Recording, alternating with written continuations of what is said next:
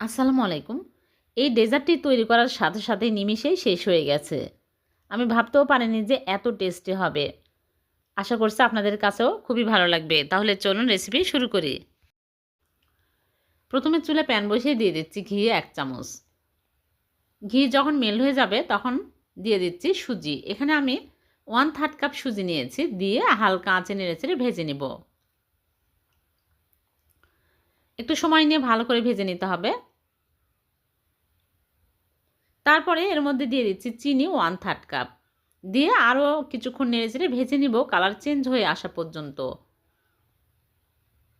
একদম হালকা আঁচে নেড়েচেড়ে ভেজে নিতে হবে, খেয়াল রাখতে হবে পুড়ে যেন না যায়, তাহলে খেতে ভালো লাগবে না। আর এখানে এলাচি গুঁড়া সামান্য পরিমাণে দিয়ে দিচ্ছে, দিয়ে আমি আরও কিছুক্ষণ নেড়েচেড়ে নিব।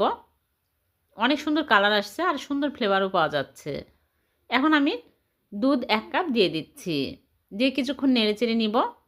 দুধ দেওয়ার সাথে সাথে শক্ত হয়ে যাবে। তারপরে গুঁড়া দুধ 2 টেবিল চামচ দিয়ে দিচ্ছি, তাহলে আরও টেস্টি হবে। এখন আমি চুলা অফ করব, করে ঢেকে রাখবো 5 মিনিট। 5 মিনিটে একদম ঝরঝরে হয়ে যাবে।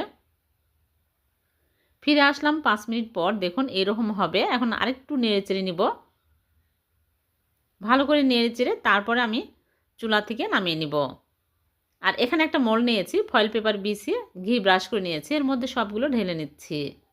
যে কোনো পাত্রেই সেট করা যাবে, আপনারা চাইলে প্লেটের মধ্যেও সেট করতে পারবেন। এখন আমি ভালো করে চেপে চেপে নিব, ভালো করে চেপে চেপে সমান করে নিতে হবে। তারপর আমি এক সাইডে রেখে দিচ্ছি ঠান্ডা হওয়ার জন্য।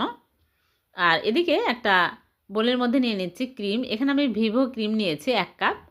এখন আমি ইলেকট্রিক বিটার দিয়ে বিট করে নিব। 5 মিনিট বিট করে নিব। 3 মিনিট লো স্পিডে বিট করছি, আর 2 মিনিট করব হাই স্পিডে। তাহলে দেখবেন অনেক সুন্দরভাবে ঘন হয়ে যাবে, মানে শক্ত হয়ে যাবে।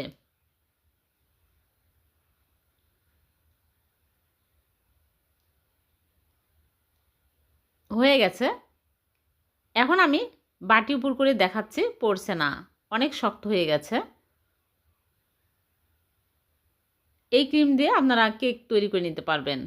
এখন আমি এই ক্রিমগুলো সুজির মোল্ডের মধ্যে নিয়ে নিচ্ছি, নিয়ে উপর দিয়ে চেপে চেপে নিব। এরকম করে দিয়ে আমি চেপে চেপে নিচ্ছি,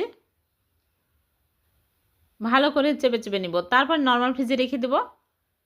ঠান্ডা হলে আরও সুন্দরভাবে সেট হবে, তখন বের করে কেটে আপনাদেরকে দেখাবো। এখন আমি নরমাল ফ্রিজে রেখে দিচ্ছি। আর বাদ বাকি ক্রিমগুলো আমি এয়ারটাইট বক্সে তুলে রেখে দেব ডিপ ফ্রিজে। যখন প্রয়োজন হবে এই ক্রিমগুলো বের করে ব্যবহার করতে পারবেন। ডিপ ফ্রিজে রেখে দিলাম। আর এদিকে আমি নরমাল ফ্রিজ থেকে বের করে নিয়ে আসলাম, দেখুন সেট হয়ে শক্ত হয়ে গেছে। এখন আমি কেটে আপনাদেরকে দেখাচ্ছি কতটা মজার হয়েছে। খুবই টেস্টি, আপনারা বাড়িতে অবশ্যই ট্রাই করবেন, দেখবেন বানানোর সাথে সাথে নিমিষে শেষ হয়ে যাবে। খুবই কম সময়ে এই মজার ডেজার্টটি তৈরি করে ফেললাম। অনেক সুস্বাদু হয়েছে। আমি এখন পরিবেশন করে নিচ্ছি। দেখলেন তো কত সহজে হয়ে গেল। মাত্র 1/3 কাপ সুজি আর 1 কাপ ক্রিম দিয়ে এই ভীষণ টেস্টি বরফি।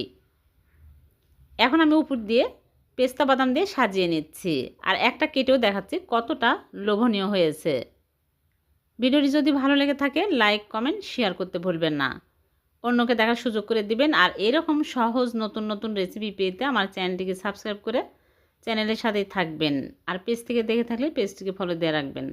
আবারও দেখা হবে এরকম নতুন কোনো রেসিপিতে। সে পর্যন্ত ভালো থাকবেন, সুস্থ থাকবেন। আল্লাহ হাফেজ।